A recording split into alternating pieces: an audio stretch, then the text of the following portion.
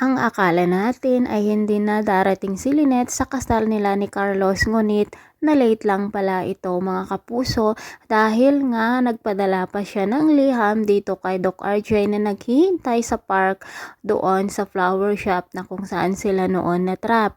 Samantala, nagulat naman ang lahat dahil nga po nandoon si Doc RJ ng mga sandalin ding iyon.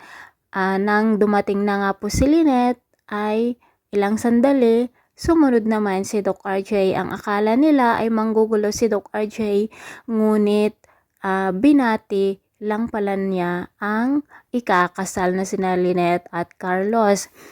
Tuluyan na ring inimbitahan ni Doc Carlos si RJ para sa ganun daw ay makita niya kung gaano kasaya si Lynette sa araw ng kanilang kasal at kung gaano ito kaswerte sa kanya.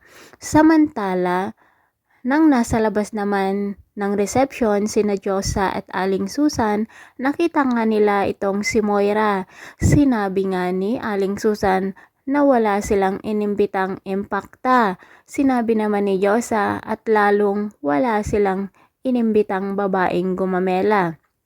Ang sagot naman ni Moira ay magpasalamat sila dahil nga dumalo pa siya sa kanilang party. Nakita naman ni Doc Ray si Moira at sinabi niya dito na alam niyang hindi siya imbitado pero bakit siya nandoon. Dito na nga sinagot ni Moira na nandoon siya para gagawa daw ng surprise. At tinanong nga ni Doc Ray kung ano na naman ang ginawa nito. Habang nagsasalita nga si Doc Katie at sinasabi nga ang surprise dito sa newlywed couple, at dito na nga po bumulaga kung ano na naman pong kagagahan ang ginawa ni Impactang Moira. O di ba mga kapuso, nanalo na naman po ang ating kontrabida at wala na nga talagang makakapigil dito sa tuluyan na ngang mabubuong pamilya ni Lynette at Carlos.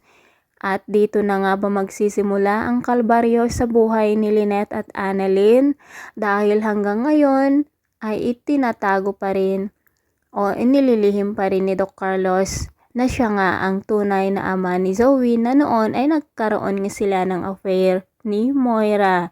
So abangan po natin kung ano ang susunod pang kabanata at kung ano na naman ang ginawa ni Moira mga kapuso.